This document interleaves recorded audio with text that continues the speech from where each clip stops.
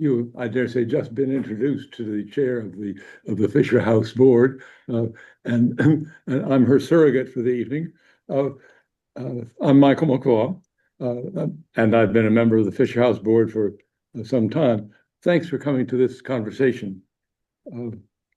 Before we talk with Raoul, with Professor Smith, I want to say a little bit about the background to this conversation.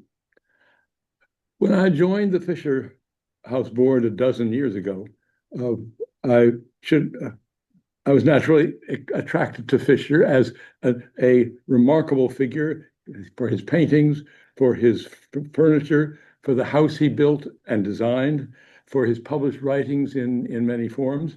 But as a retired historian, which I was and am, I was astonished to find out how much more he's left behind inaccessible in shorthand form, ostensibly inaccessible. A daily journal, which was eventually transcribed, 3,000 sermons, two a day, to a Sunday for 40 years, list of daily expenses for 45 years, a list of gifts from his congregation for 45 years, letter books, and of all these evidences of a personality, nothing has ever been transcribed except the diary, which was transcribed for Mary Ellen Chase when she wrote her biography. Nobody seems to care about these other materials, and I've never been able to, as a historian, I found it difficult to understand why.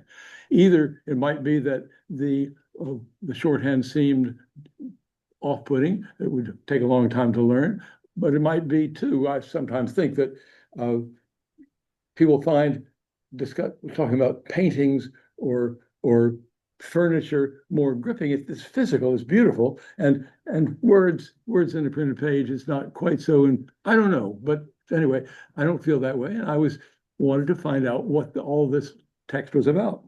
So I started looking shortly after I joined the Fisher board. I started looking at the materials we have.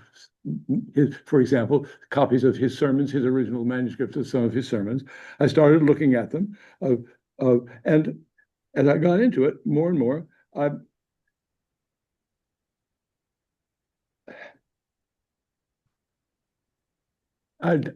discovered that there was not just what existed in the Fisher collection is not just his own thing. We had a complete set of microfiche of everything he had written, and that was found in his house when the Fisher Memorial bought it.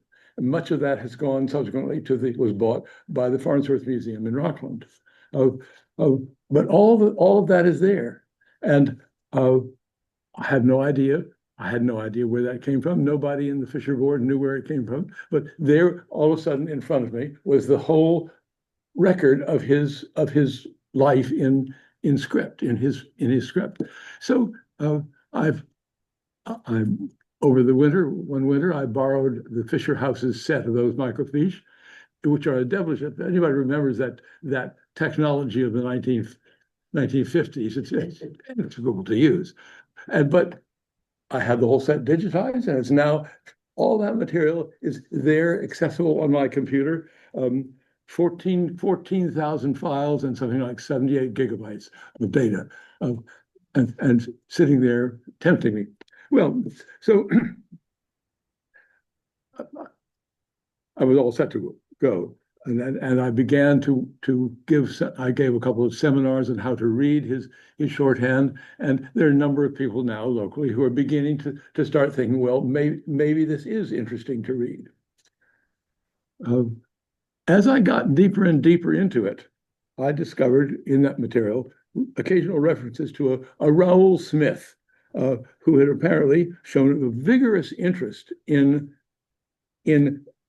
Fisher's manuscripts 50 years ago, but nobody on the current Fisher board seemed to know who he was or what had happened to him or anything about his work. So I made a point to track him down in his retirement, and in 2015, I wrote him out of the blue.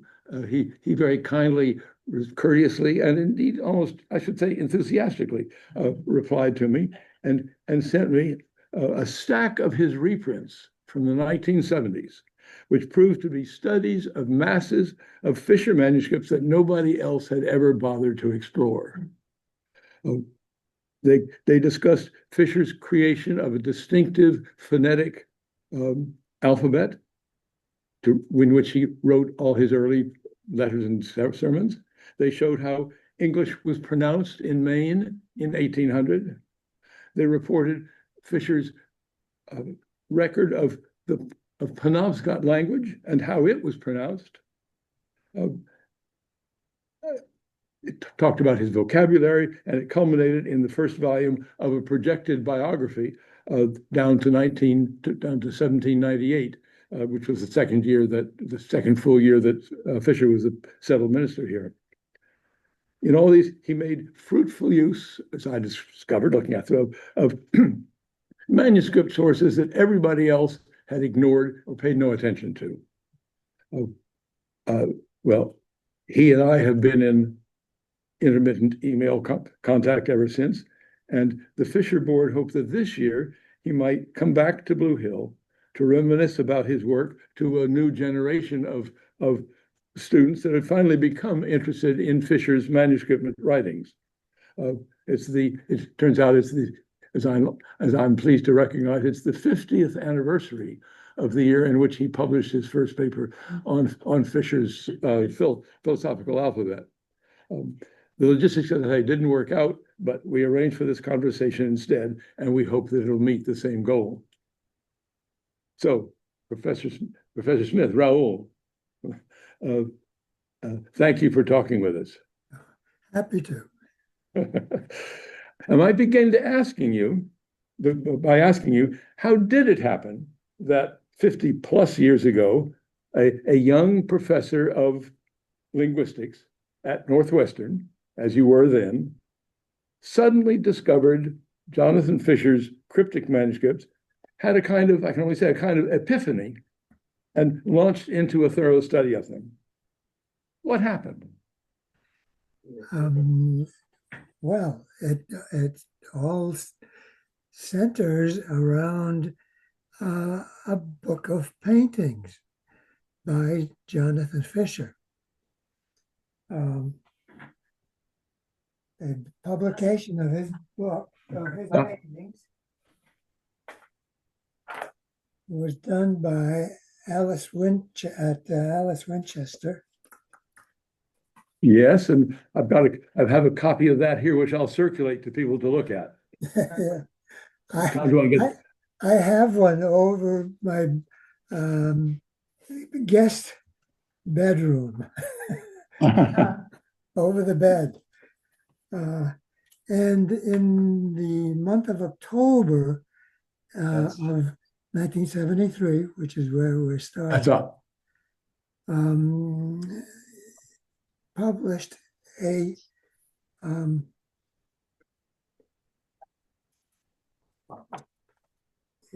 review of some paintings from that volume. So here was one of them. That's it, and here's the. Can you see? Yeah, the nuts. This will be the.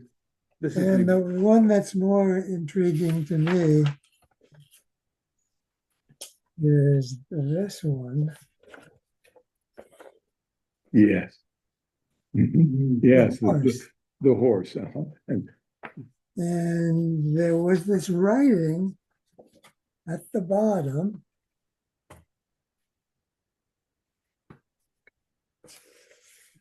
Saying, if I can read it, designed and painted by Jonathan Fisher, Blue Hill, December 30th, 1800. And that's what got me started. And my wife was telling me just before we started our discussion here, is that that kept me up all night. That code was so intriguing. Um, I couldn't help but stay up and try to figure it out. So anyway, I took a trip to Maine in August of 1974. You know, I don't keep a very good journal myself. No. So I have some things in a memento mori kind of object. And it mentions this trip and the fact that I had the fall on sabbatical in 1975. I have these little remnants of things.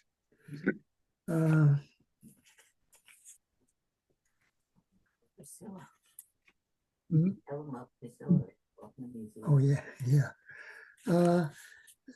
So anyway, I got up to Maine and started looking at this stuff in detail and decided this was worth looking into.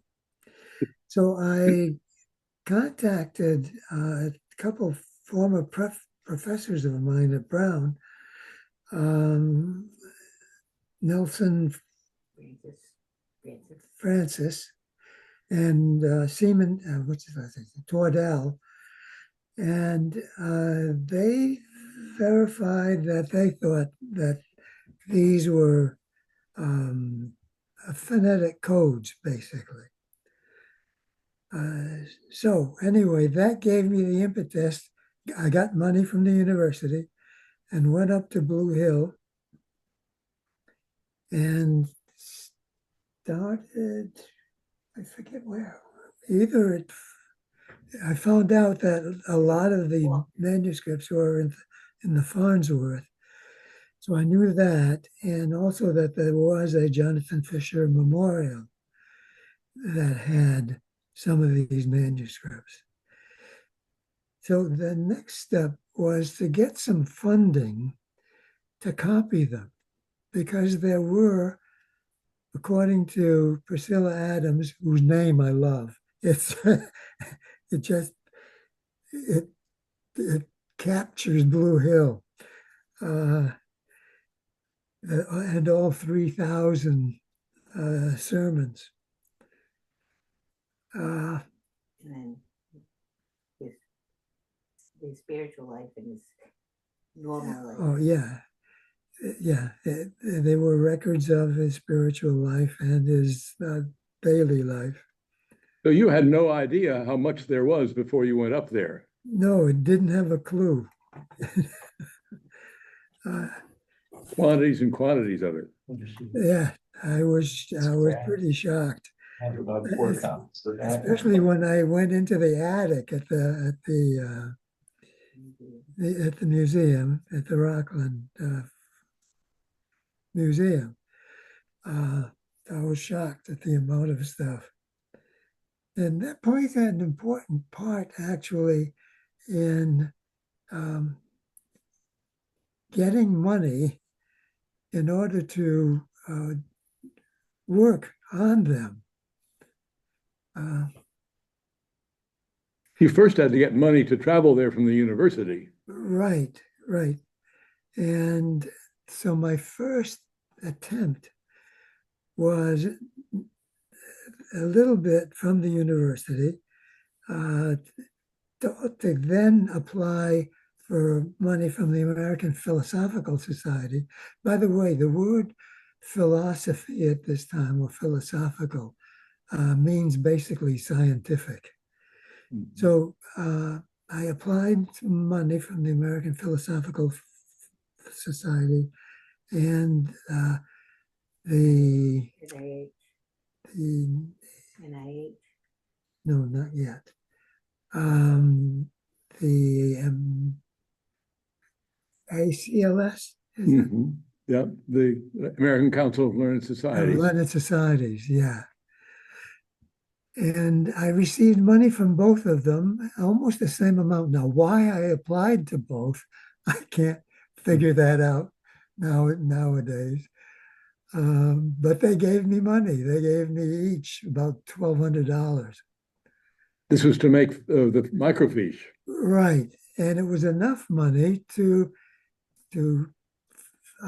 photograph or whatever every piece of coded text that existed. Yeah,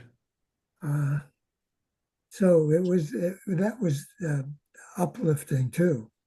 so that's where these microfiches that I came upon here, where they came from, and we owe it to you and the American Philosophical Society. Yeah. Well, hold it a second, and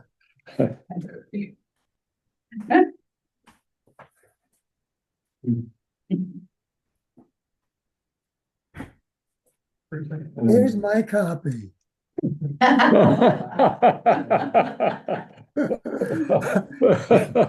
thought you'd like that. And if I don't want to tip this over, but there is the Yeah. Oh boy. fishes. Yes. It's a lot easier to use now, digitized.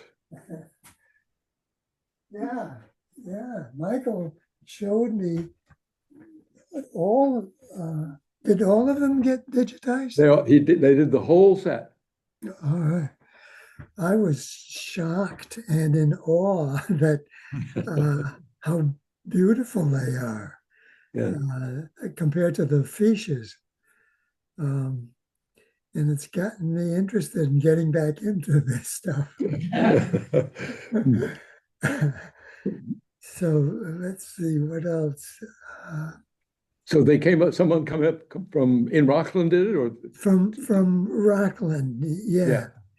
And they did both locations. They did both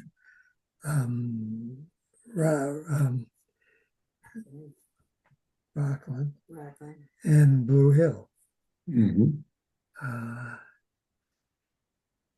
So that I was kind of excited when I received my copy. Yes. I think there were 3 copies. I think the museum, Blue Hill, and me. I think that's it. Those 3. Yeah. So when you got this and saw how much there was, were you already thinking of how you were going to make it readable? Because that's a lot of material. Were you already thinking of coding these texts? I was planning quickly. Yeah. Yes, I hired people. Thank God for students. I hired 2 graduate students and 3 undergraduates. And they put in, and a wife. She worked on that, on it also. The daily stuff. The what? The daily stuff, the everyday stuff that we did every day. Oh yeah, the journal. Yeah. I wasn't interested in the sermons. I was more interested in the daily life of his, and it included weather, health, his health. Yeah, he recorded his health. Then all of his building, etc., and that he was such an interesting person. Those summaries he made late in life, reflecting on the journey. You made a lot of use of them too. These sketches that he created out of memories. I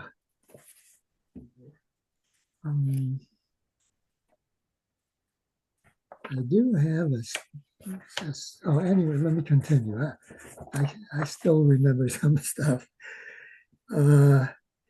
Anyway, clearly, this was going to require more than me and more than 5 people, actually.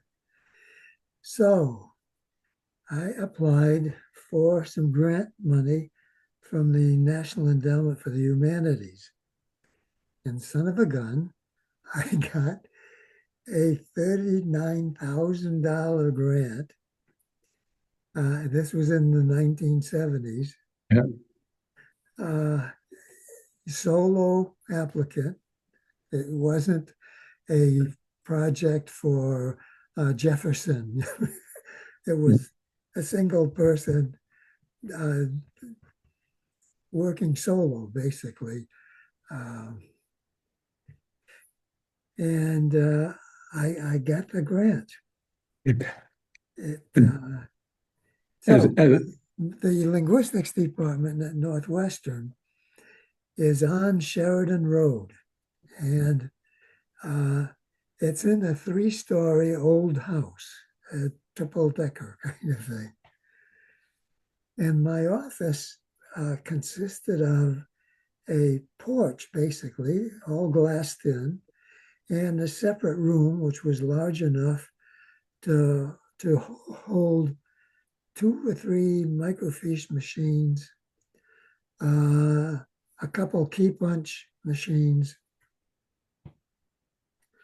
And I started hiring the students and training them.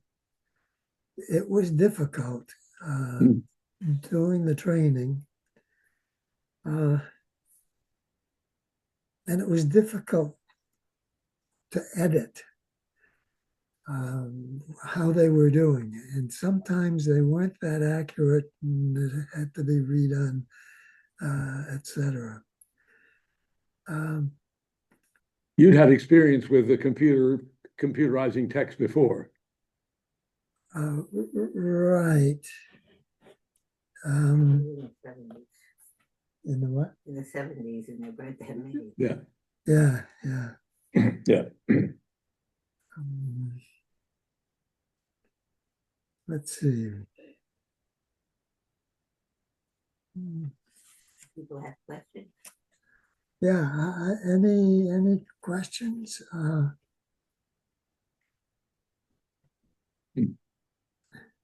I would like to comment here, just Okay. as someone that I might say that our ages are about the same. We went through the same sort of academic careers, and to think I would not have dreamed of would not have been possible for me to apply for anything that would have given me tens of thousands of dollars to run. This is a big program. This is lots of people, lots of work, lots of machine. This is the riches of Croesus to someone who was a struggling medieval. So it's very impressive, really, what you were able to, because Fisher's material clearly struck these funding agencies as unique. Yes, yes. And I had good recommenders, including Francis Tordell Kuchera, my PhD advisor. And Kuchera was involved in application of computers for linguistics. So I was getting that experience through him. And let me diverge a bit.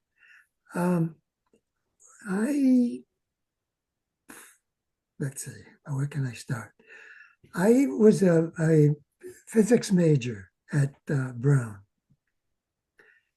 And I wasn't doing too well. My first year, I got an A in Russian. You needed 2 languages in those days. And I knew French from my mother. And I decided to try to learn Russian because it was time of Sputnik in particular. So I got an A in Russian, I got a B in English, and I got a C in physics and math. The next year, I'm still in physics, and I go to get my grades. You had to go to the registrar. Brown was small school. You got your grades from the registrar in person. And I got a B in Russian, a C in whatever course I took, a D in physics, and a D in math again. So I decided, the heck with this. I'm dropping out. I'm going to enlist in the Air Force. And I did. I caught the bus to Providence and signed up. And part of the basic training was testing on your ability to learn languages. And I had a little Russian, and I knew French from my mother. She was bilingual and French Canadian. And they sent me to Syracuse University for the Air Force's Russian language program. And I had 6 months of intensive Russian. And then they sent me off to National Security Agency. And then another 3 months for some learning beyond just language. And then I got assigned to Wright-Patterson Air Force Base at Air Technical Intelligence. And I was there for 3 years. And I really liked the job. I was a translator and an intelligence analyst. And I did really like the job. And I stayed and put 4 years in total. And my brother, who was a dentist, kept bugging me to get my bachelor's degree. So I did. And I got scholarships and got my bachelor's degree. Then a year to get my master's because I didn't know what I wanted to do for a career.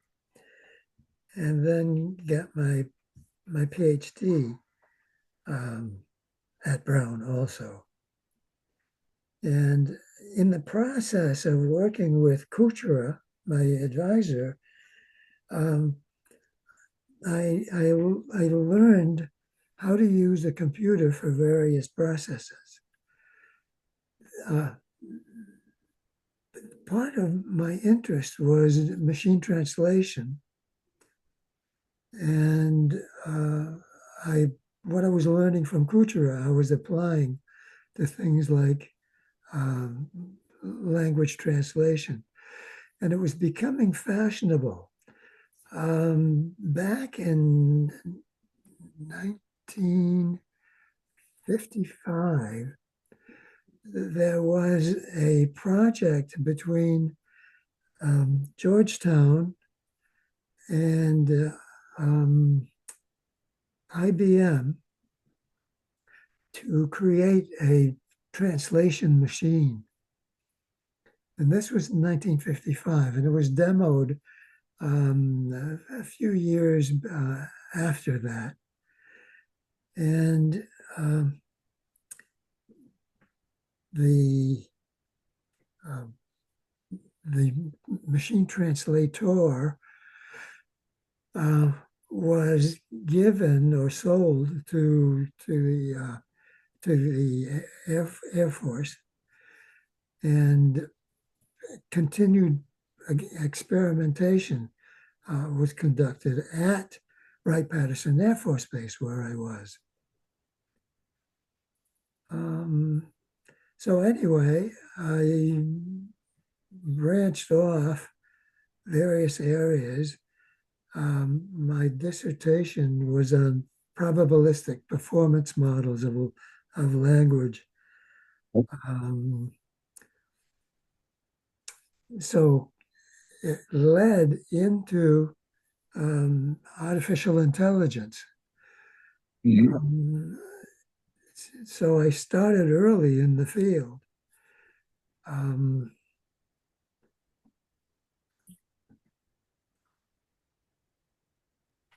So I published a book on probabilistic performance models of language, and started moving more and more into AI.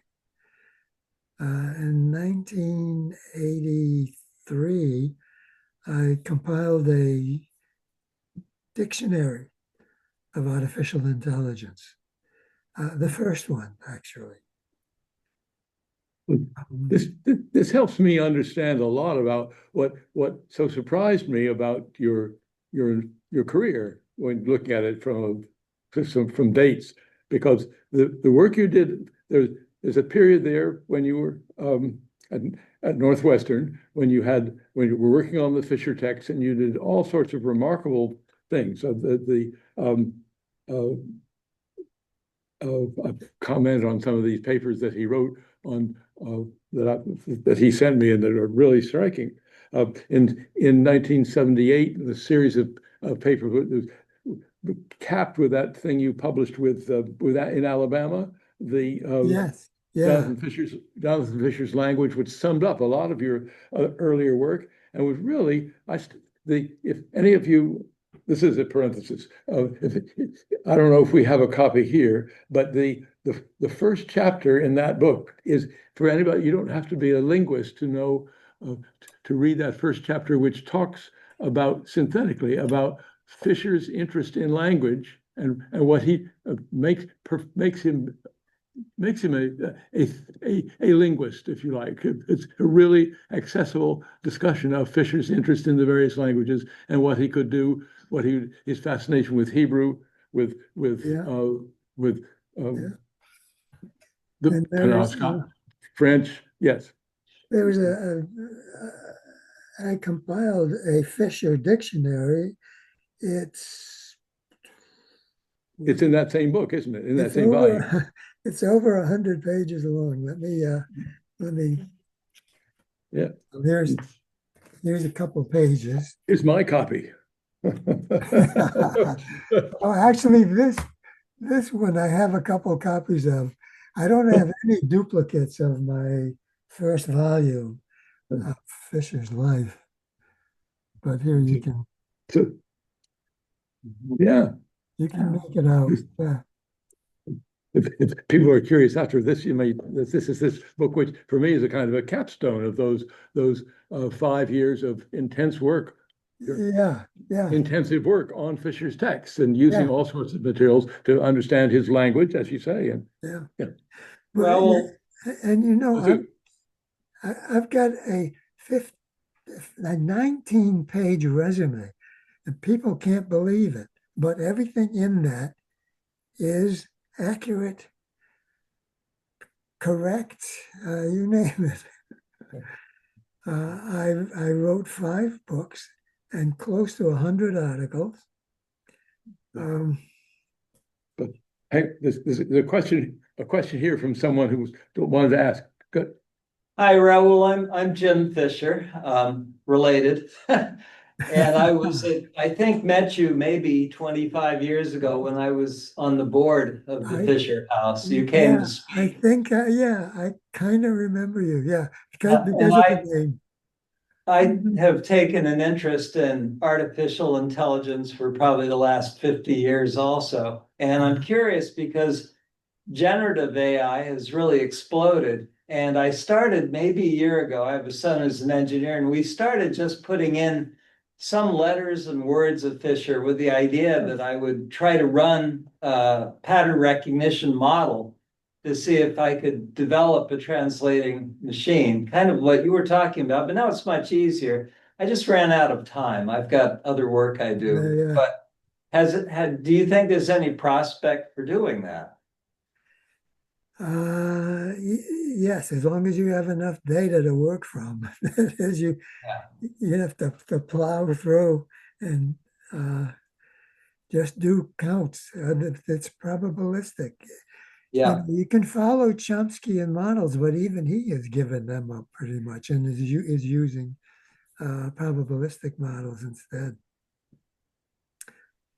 But, Michael, I wonder if you, or maybe Raoul, maybe both of you want to talk a little bit about there's the philosophical alphabet and there's the shorthand. yeah, And I think that, both of you have worked kind of on those two different aspects. Can you explain kind of the difference between those and yeah, what work has been done on each side of that?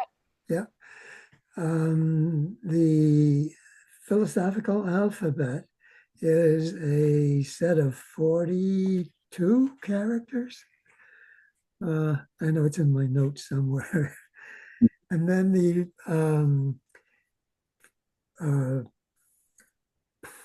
the philosophical alphabet is a set of 400 characters Yeah. that are shorthand that he created. Shorthand was quite popular at that period, late 18th century, early 19th century. And I've got a chapter in one of my books on that and the history of. By the way, does the Fisher House have this book? Yes, it does. Okay, good. Yeah, that paper on the philosophical alphabet is the first one you published in that sort of series of 5 years, where I don't think anybody had really recognized or thought about it clearly what he was doing, where he was. Yeah. But, Plus, it took so long because of the typography. It was the guy in Lawrence, Kansas, who was the editor of the series. And it's because of the typesetting that it took so long to get into press. so many years to get it out, to get the book out. I found it very interesting. I hadn't read that book yet, but when I started working on the sermons and going sort of chronologically sampling through, it's clear that there comes a moment when he decides to abandon let's say a pure philosophical alphabet and to begin to introduce certain symbols to condense his text still further. It's sometime around 1800. He really is almost. It must be much harder to do. Well, I don't know. Is it harder, do you think, to do machine translation with this complicated set of 400 symbols plus words that he can abbreviate simply with terminal dom or beginning con, that sort of thing? Good question. I noticed that if you were after you retired, you ended up coming back to Fisher and doing about that volume of biography, and you take him up there to 1798, where he's still mostly writing in the shorthand. And then after that, the text get really to translate really difficult for me. Yes. So here, I should show a couple pages of what it looks like. Michael, you forced me to get organized about my stuff. Okay, so here's a page of it. Yeah, raise it a little higher if you can. Yeah, that's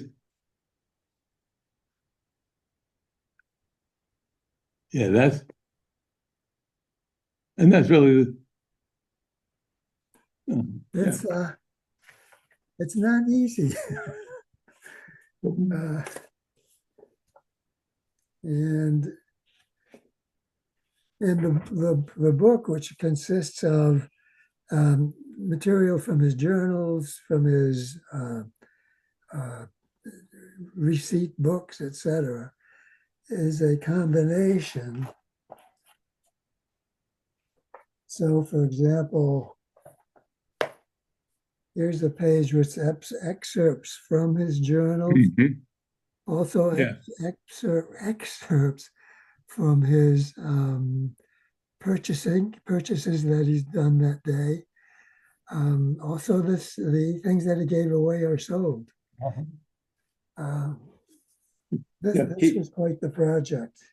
He categorized he wrote so many organized separate lists like expenses and daily doings, and I thought you solved that reasonably well by trying to put them all together into a same framework in those that first volume. Yeah, that was I was happy to do it.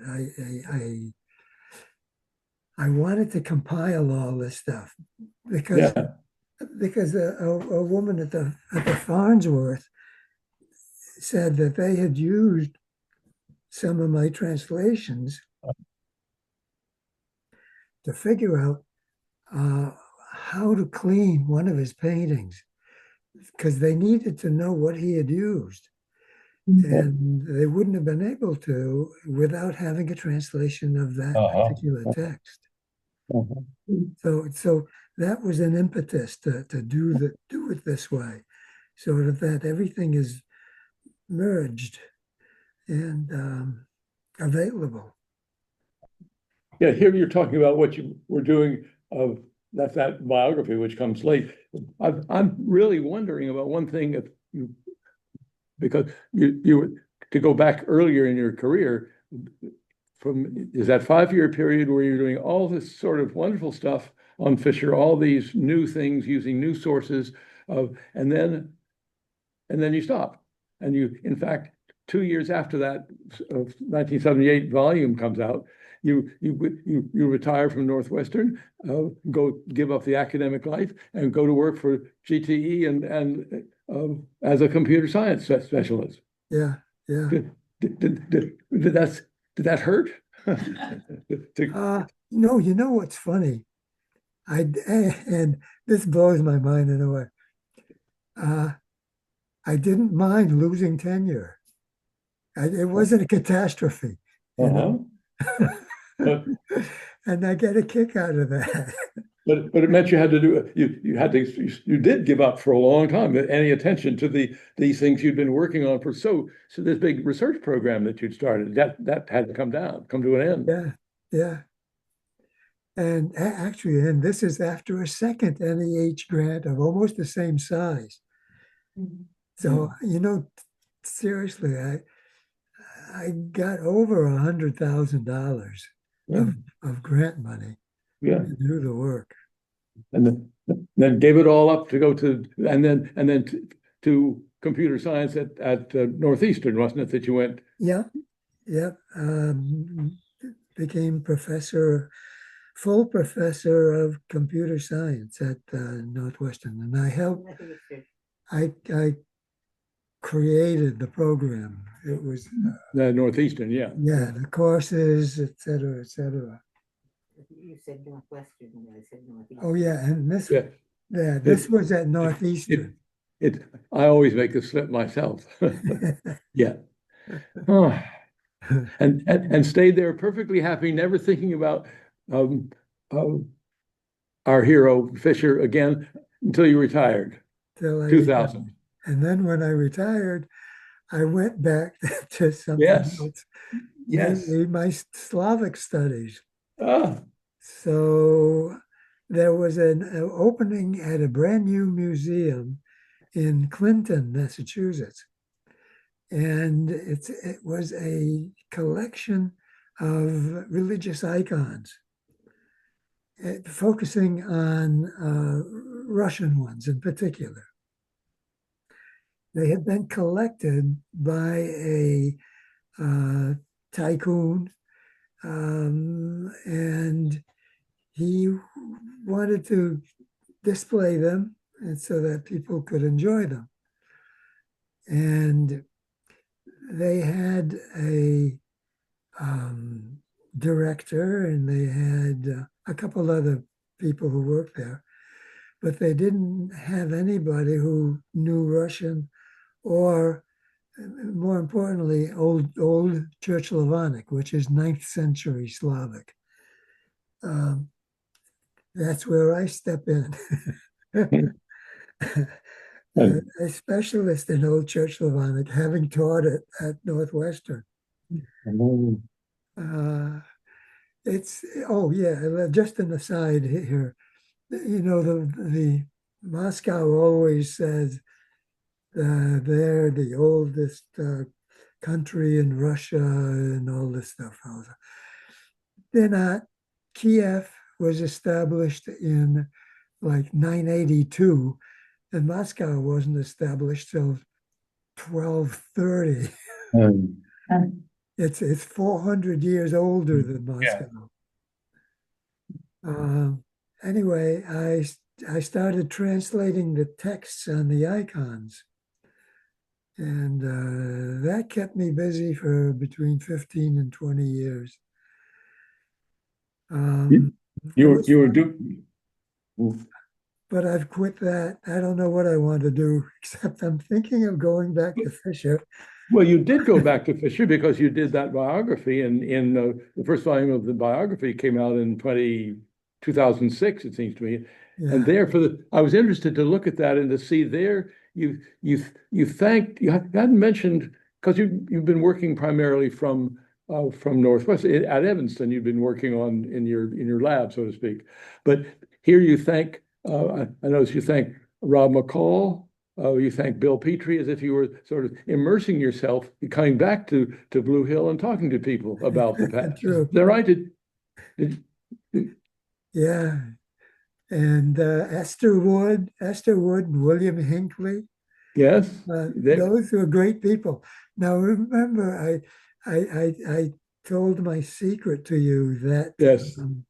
I stopped working on book 2 because nobody seemed to be interested in what I had done. So I just forgot about it and spent time on Old Slavic instead. Oh, it's not too late. It's not too late. I found somewhere. I found to say what age I am. You know, but nobody else knows. Yes. I don't know if it's here or not.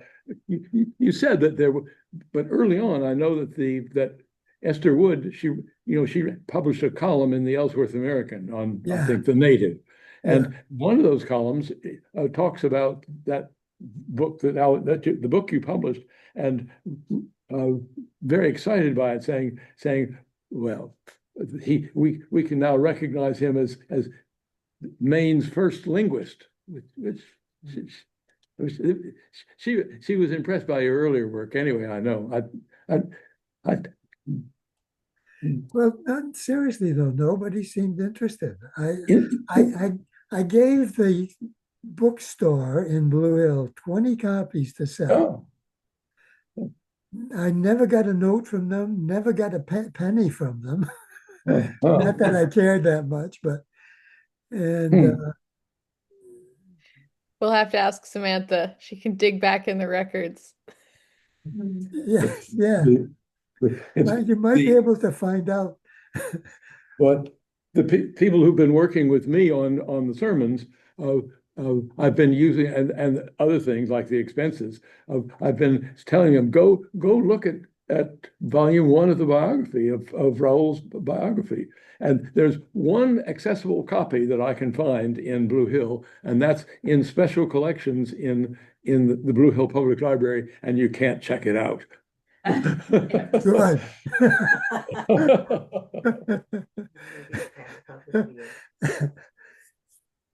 Bah, humbug.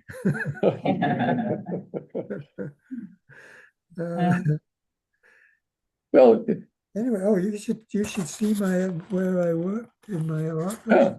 Oh, Nice. yeah. Oh, I decided I wanted a collection of books from Fisher's period. And so I started collecting. I've got a couple hundred. And oh yeah, there's way at the top there is the dictionary that I used for the most part. oh. It's a Webster's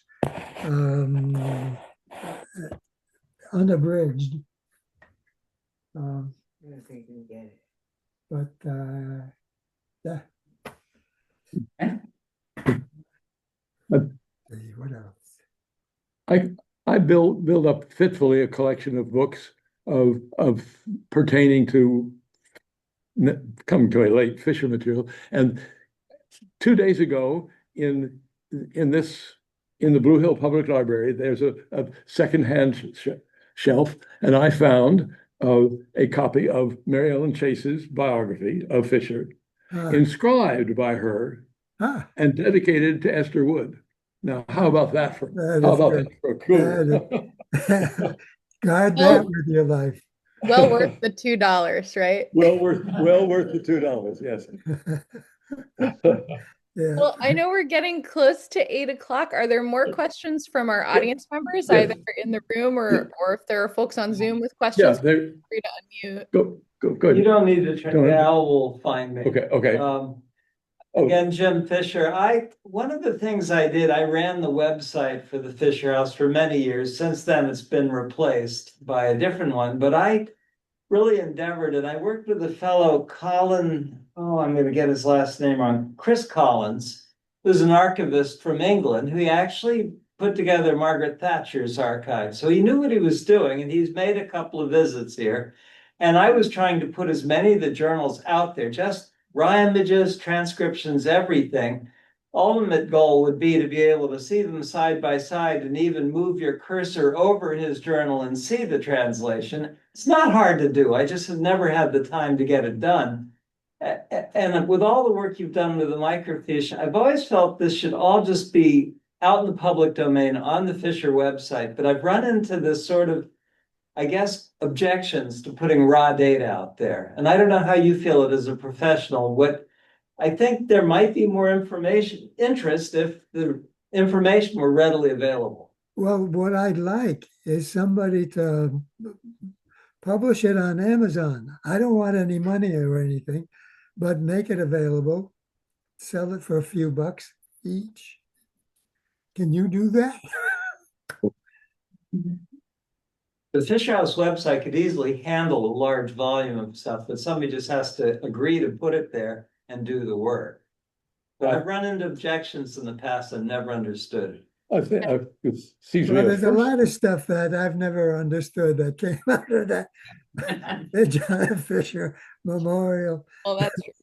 No, Jim, I totally agree. I mean, I think that this is our local cultural heritage and it belongs publicly accessible. I think that's what we're trying to do with our participation in the History Trust, which is, moving towards having all of our catalog digitized and, all of whatever actual digital assets we have, like scans of the journals or translations, transcriptions, all attached to the catalog records. But I would say at this point, more than any philosophical objections, it's just a lot of work to get organized. Yeah. And I think it would be of more interest at this stage for a public audience to have, let's say, the sermons that we're working on, instead of putting all 3,900 sermons out in this code which nobody can read, to have the texts of the sermons which have been translated so that you can read what he said and compare that with the original. Then you are educating Mainers to what Fisher was saying and not just blinding them with a script that they can't read. No, I think ultimately that is the goal, but there are very smart people out there who are ripping through all of our private information and figuring out how to make that machine readable. I kind of wonder if we put some of that out, if these AI experts wouldn't figure out a way very quickly to turn this into transcribed typed Yeah, I was going to ask, sermons. Raoul, indeed, you did earlier raise that question. Yeah. Whether there's some future to that, whether, Sermons are a little bit repetitive too, so it might be easier. well, some are, his sermons are very different in Yeah. when he's complaining about in stages about the War of 1812, he's going from topic to topic, and Yeah. it's very interesting.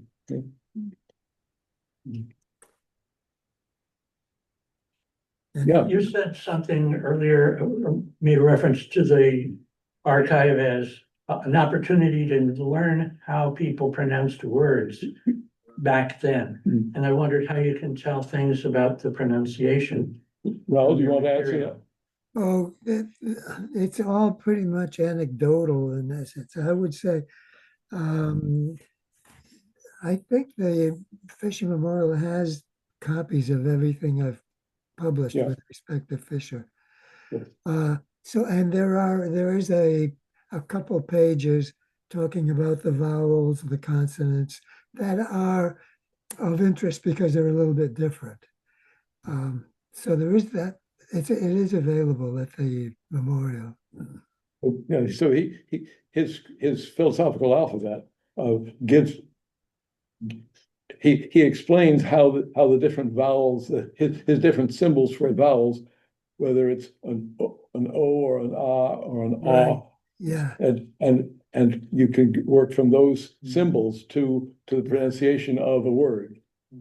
yeah, and the Penobscot too. And the Penobscot pronunciations too, because it's the same, the vowel quantities are the same, and the symbols for the vowels are the same, and you just translate, you see a word which seems meaningless, but it can be pronounced as it would have been pronounced by Penobscots in 1800. Right, exactly, because it's the same symbol. Yeah, It's the philosophical alphabet symbol is how that's pronounced, how that particular symbol is pronounced. again, I recommend that take a look at that. I think we have a copy in the Blue Hill Library here. That book is long out of print, but I was just trying to find a digitized version of the book, and I don't see that anywhere either, but that would be very helpful. Of the language of Jonathan the Fisher. language of Jonathan Yeah. Fisher. You can find a few copies on eBay and things like that, but High priced? $20. Oh, It's not that much, but having a digital copy would be much more Yeah. useful. yeah. Yeah. Yes. Do you know if there's copyright implications for the microfiche? If you were to release it to public domain? I treated them as translations and they were original to me, and I have copyrighted them. The first book. Of the book, but the microfiche going back to the early 70s, 1974. Yeah, I don't know. It That gets must tricky be with public. reproductions of historical text, right? The text itself, what Fisher wrote down on a piece of paper, is definitely in the public domain. Absolutely. A reproduction made of that, I believe that is also in the public domain. People will make different arguments about like that they own the image of the page. I think that's pretty Sketchy. yeah. I don't think that's in the spirit of like scholarship and open inquiry. So Yeah. Any other questions? For Raoul? Well, I have lots, but another one is when I was chair of the Fisher board or president, we got in bidding wars with other unnamed people very often on eBay for journals that hadn't been acquired yet. So this was probably 20 years ago. There were still journals surfacing that I don't think anyone had digitized that I knew of. That weren't part of the microfiche, because the microfiche aren't complete. They're Yeah. And I'm curious, I think one time we put up a couple $1,000 bid for one journal and lost. And I think it ended up in the Farnsworth anyway. We were fighting with friends, basically, because you don't know who's bidding, and they donated the Farnsworth. But I don't know if those have ever been I spent a couple days there digitizing journals, but I don't know if they're the same ones you did. I just was using a digital camera. What, But they're what is digitizing? I don't understand it. Well, What- I just really just getting images is all I was doing. Well, I was blown away by when Michael sent me a copy of a digitized text. Holy cow, that's fantastic. Yeah, which originated as a photograph that I made with a digital camera. Yeah. Yeah. Well, that's, And I then what didn't you're even gonna have a blow good up with- camera, but this, Chris Collins and I spent a lot of time with white gloves photographing journals. Yeah. Yeah. Yeah. No flash, don't know, trying not to do any harm. I have those. Well, if the witching hour, I guess the witching hour has come. Thank you, Raoul. You're welcome. This was fun. Raoul, thank you so much. This was such a pleasure. Thank you both. Yeah. Yes. It needed jarring up here, so it's a good thing. And if people are interested in looking at some of Raoul's publications, I brought a sample here, and you can glance at them afterwards. Great. Well, have a good night, everyone. Thanks again for joining us. Thank you very Bye. much. Thank you. Bye, thank you. Catch y'all later.